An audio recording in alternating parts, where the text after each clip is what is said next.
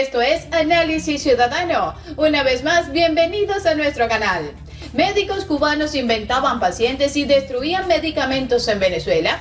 Subastarán el humilde yate de Tarek El Aizami en Florida y productores sin gasolina trasladan en burros y en vacas las producciones para hacerlas llegar al interior del país. Son algunas de las noticias que traigo para ustedes el día de hoy.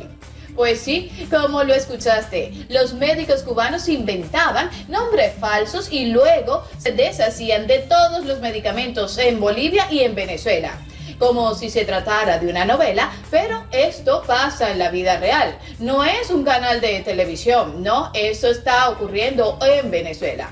Un grupo de médicos cubanos que desertaron a los Estados Unidos sacaron a la luz estos trapos sucios diciendo que durante las misiones que cumplieron en Venezuela y en Bolivia inventaban cada día los nombres de hasta 30 pacientes que nunca habían consultado.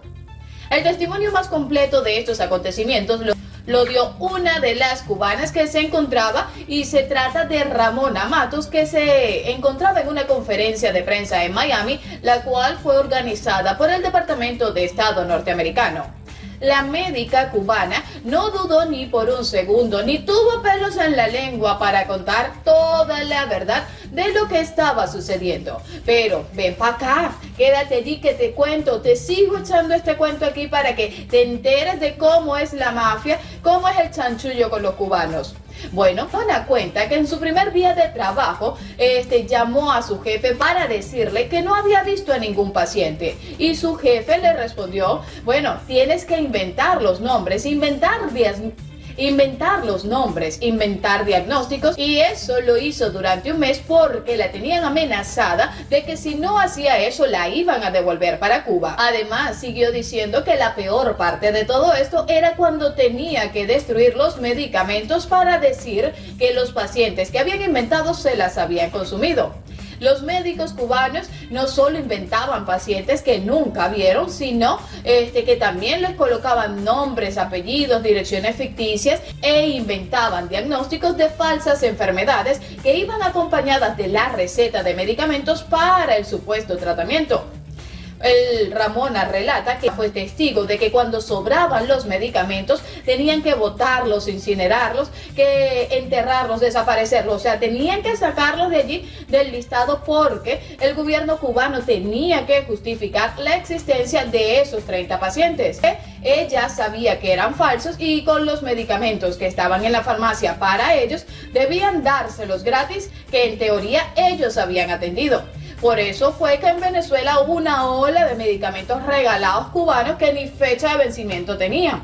Y por si fuera poco, en esta macabra historia, lo peor no es eso, sino que Ramona, quien es médico cubano, afirma que en Venezuela ella era parte de eso. Estuve en una misión en Venezuela entre el año 2007 y 2014 y es absolutamente verdad. Había que inventar los nombres y, de acuerdo con la enfermedad, inventar las estadísticas y destruir los medicamentos aunque nunca estuvieran vencidos.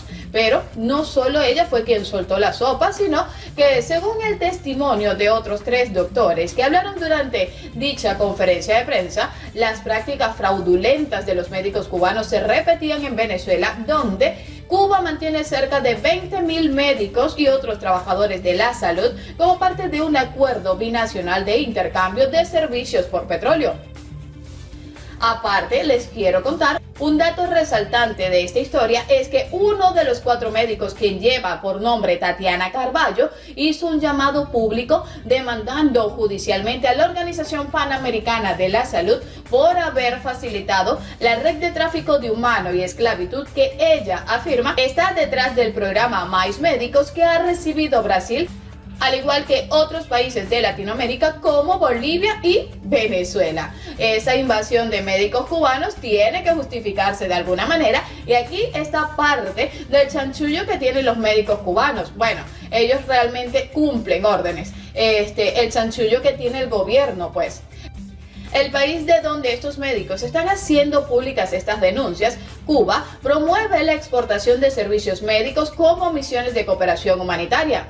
las cuales se han convertido en la principal fuente de ingresos en el país, recaudando $6.398 millones en el año 2018.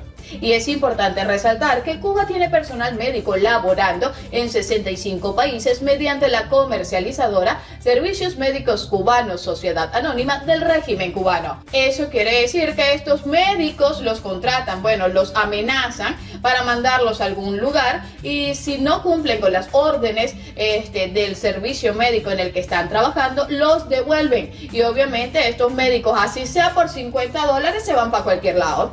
Y es que en los últimos años han aflorado las irregularidades que plagan el sistema, por lo tanto los testimonios de las doctoras cubanas no suenan tan fuera de lugar. Y haciendo un enfoque aquí más cerquita, más de adentro en Venezuela, les pregunto, o me pregunto mejor dicho, ¿cómo se puede confiar en un sistema de salud que sabemos ya y qué tipo de prácticas defraudantes son las que ellos están avalando? Realmente es preocupante la situación, porque pone a todos en alerta por la emergencia humanitaria que nuestro país está atravesando en este momento. Y ahora sí, otra noticia que tiene para darle mucho de qué hablar a la gente es que le quitaron el barquito a El Aizami. Sí, señores, resulta y acontece que han habido varios millones de estados. Pues resulta y acontece que ha habido varios millonarios en los Estados Unidos que se han visto muy interesados en participar en la subasta por el barco confiscado a nada más y nada menos que uno de los enchufados de este régimen, como es el delincuente maleante Tarek El Aizami. Este es el peor de todos.